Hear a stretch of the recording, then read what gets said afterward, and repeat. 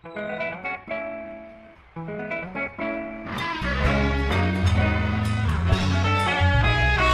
ang lahat sa eskwela, nagsama-samang 12, sa kalokohan at sa tuksuhan, hindi maawan sa isa't isa. Madalas ang standby sa cafeteria, isang barkada na kay saya, laging may hawak-hawak na gitara, konting udyok lamang kakanta na.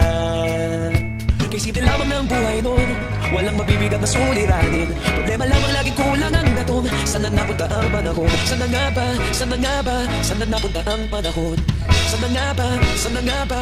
Saan na napunta ang panahon? Sa unang ligaw kayo magkasama, magkasabwat sa pambobola, walang sikreto kayo tinatago, okay sarap ng samahang barkada. Nagkawatakan na sa kolehiyo, kanya-kanya na ang nilakaran, kahit minsan na lang kung makita, pagkakaibigay hindi nawala. At kung saan na napadpad ang ilan, sa dating eskwela meron din naiwan, meron pa ng mga ilang nawala na lang, nakakamiss ang dating samahan. Saan na nga ba? Saan na nga ba? Saan na nga bang barkada ngayon? Saan na nga ba? Saan na nga ba? Saan na nga bang barkada ngayon?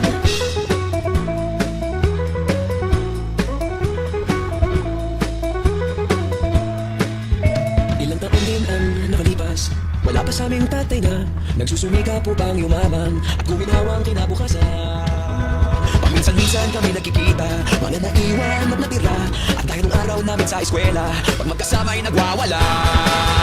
Nakakahirap marimutan ang saya ng aming samahan, kahit lumipas na ang ilang taon, magkabarkada pa rin ngayon. Magkaibigan, magkaibigan, magkaibigan pa rin ngayon.